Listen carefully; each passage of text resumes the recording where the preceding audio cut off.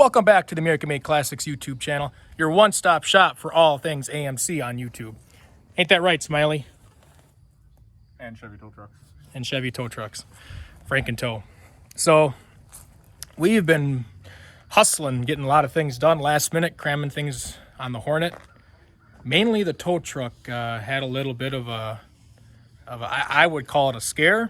Kind of took the wind out of my sails a couple days ago. What the heck all happened here? Hydro boost was going crappy So you want to start from the beginning. The driver's side valve cover started leaking again after I replaced it. Started leaking oil. Yeah, well. Well, yeah, it was bad. Anyway. Continue on, Smiley. The cheap Velcro gaskets I bought for it. Cheap. Like cheap, like a couple bucks. They were they weren't like the rubber, they weren't cork. It was kind of like a weird material, but anyway, it was leaking on the back side of the head on the driver's side. So went through and we got new Cometic gaskets. Got those replaced in my house, and we kind of used a little bit of the Permatex 1-minute gasket maker, the right stuff. Yep, and now it has I should pop the hood and show them. It has a chrome valve cover on one side now. Yeah. It is just epic. So it's classic Frankentow. With that, we pulled the old valve cover off. Rob pulled that off at my house because we were in town.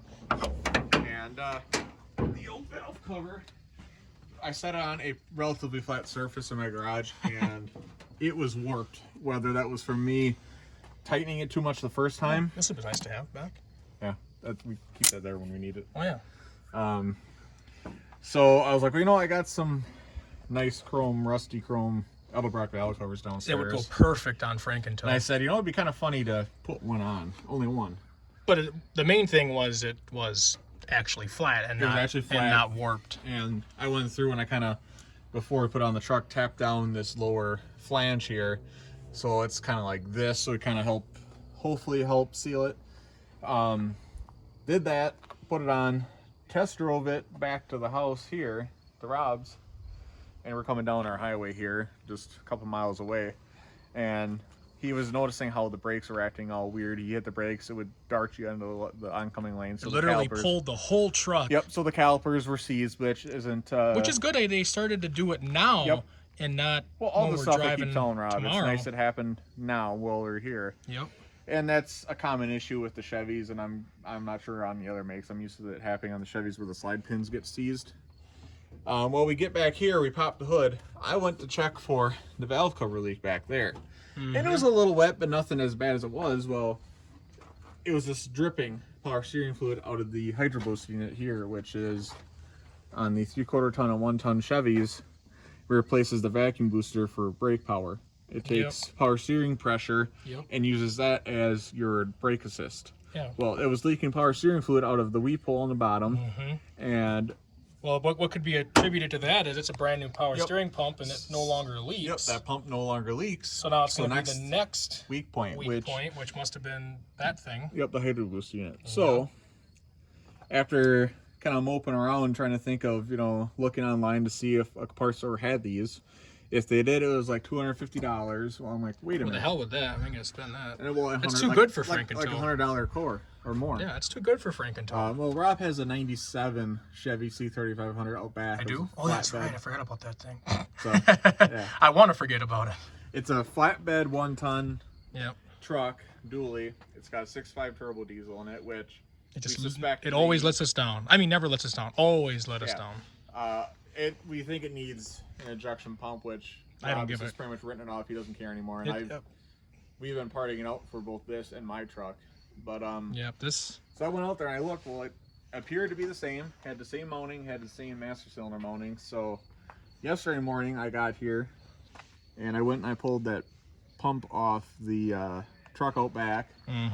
Which on the 97 cabs, it's kind of a pain because there's more structure around the steering column inside the cab. Yeah, Frankentow is much simpler. So with that interior, I got it out. It took a while. It took about an hour to get that one out of that truck alone. Get it out, bring it up here, and now the total time to get it out of this truck, the earlier cab, this is a 91, out of the early cab design, because the way the dashes mount and the steering columns mount are different. Yep. It took me maybe a total of 45 minutes to an hour, and that's with waiting. I helped every now and then. I was Yeah. working on the Hornet mainly. Yep. And that's with even waiting for my ratchet battery to charge, because some of these top ones that are studs, trying to get the nuts on and off are a pain in the butt, because you only get one click on your ratchet, and I don't have the patience for that, so I just waited it out. You don't have the patience for much. So got that on, swapped the lines on, did the proper GM bleeding of it per the GM manual for 9091 that I have. Yep. Let it out, worked fine. We just tried to get rid of the power steering squeak from the belt. Yeah, we found out the the pulley was actually not, we didn't push it on far enough.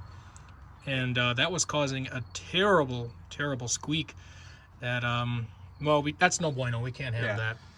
And it's only mildly annoying. So we stuck my installer tool on it, took this upper fan shroud off, stuck the tool on there, and just pressed it down a little bit, a couple turns on the tool, started the truck up, listened.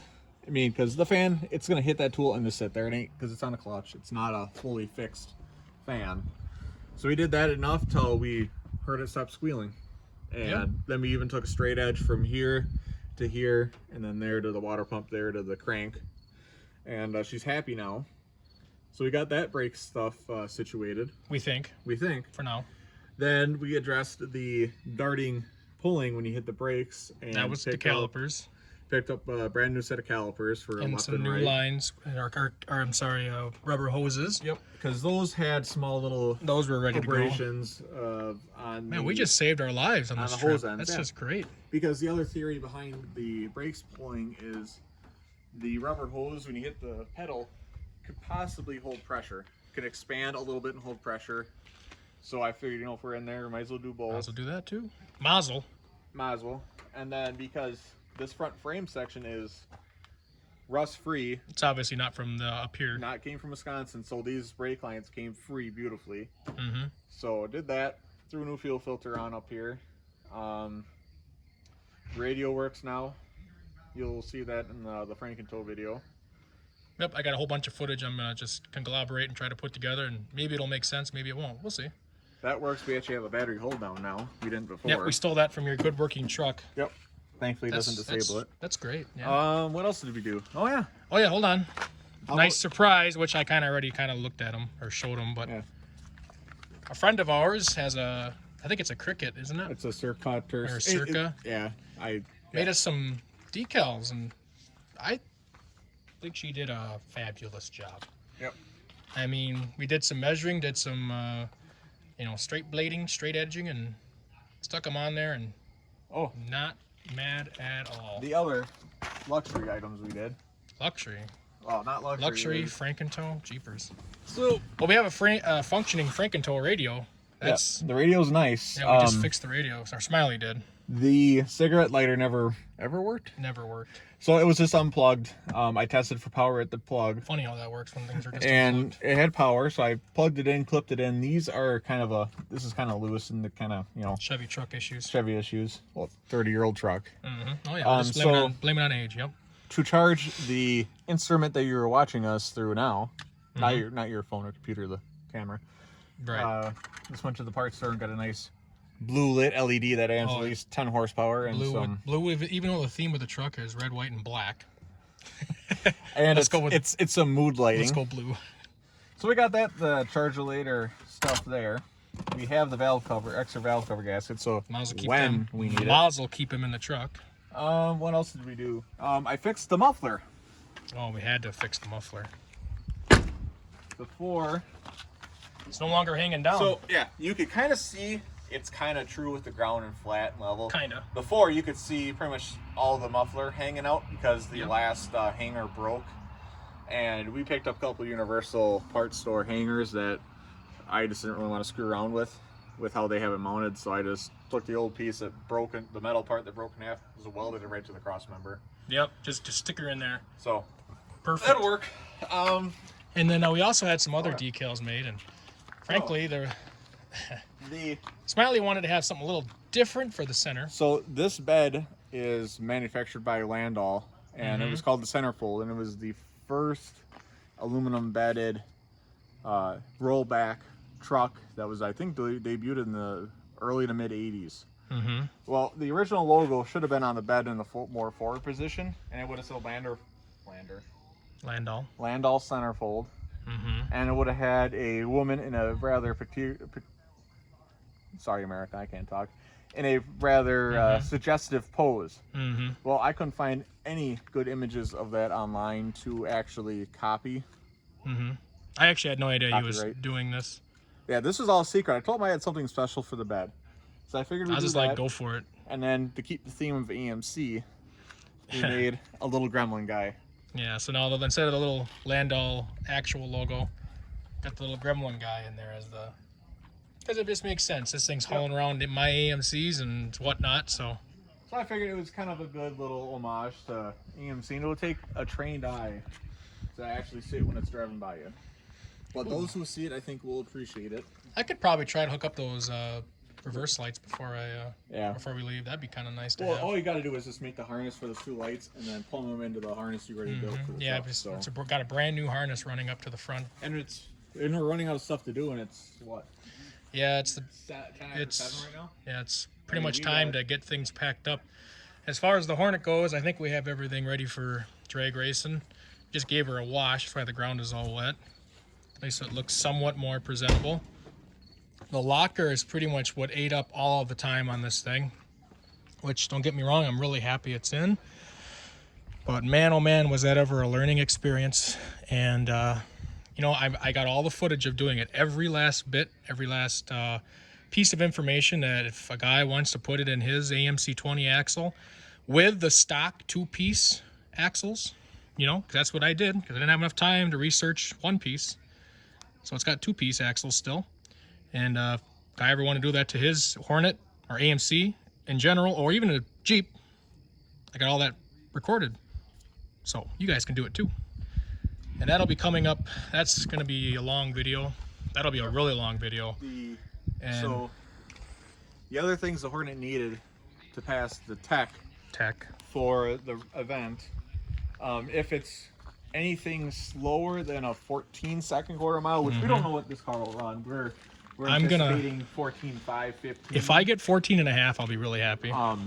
It needed a metal strapped battery hold down. So not factory or the rubber top, the ones from a parts store. So Rob had to make this. It's kind of janky, but it holds the battery. It holds the battery. And it works pretty well. I think it'll be fine. That ain't gonna go anywhere.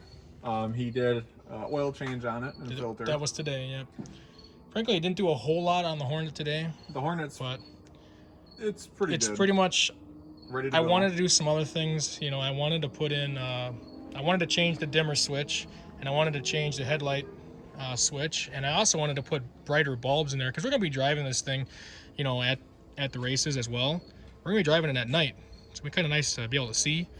But the lights are just dim, and just be careful with the dimmer switch. And there was a couple of other things I wanted to get. We even wanted to put slapper bars in the back, but we didn't have enough time to do that, and it would have required some modifications, which we don't have time for.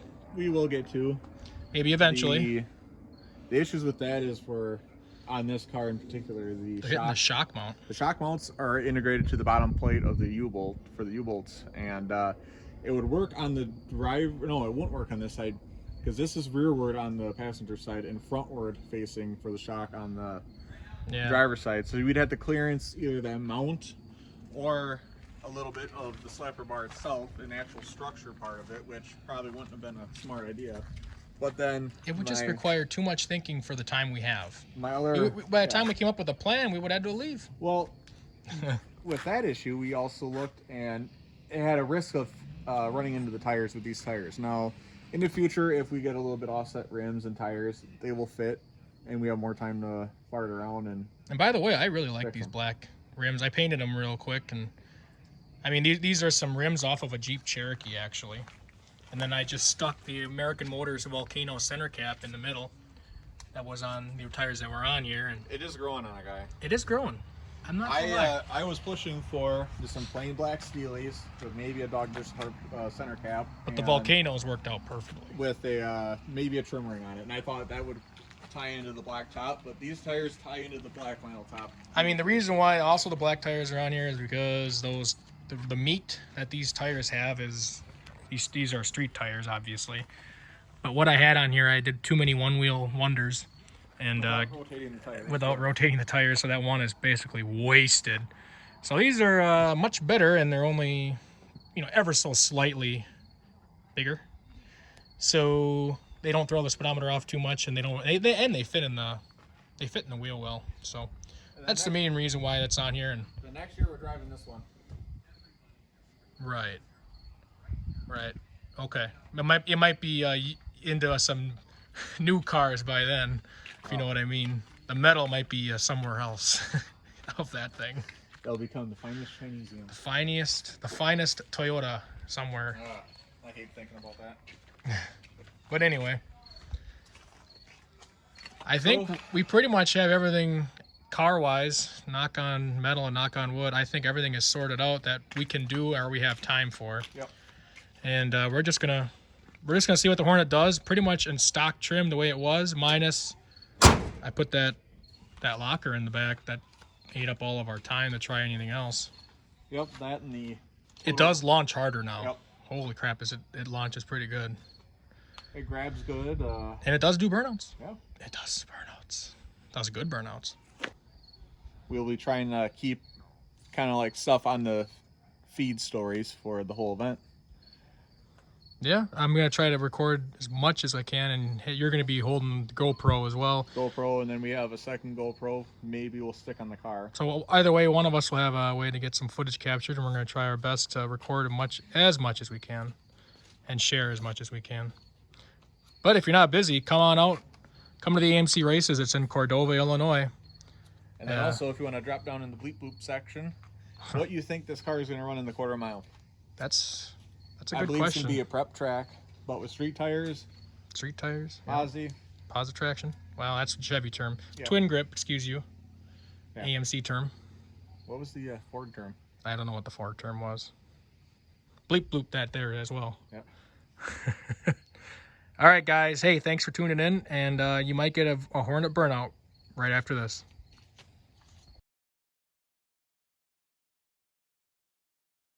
Giver.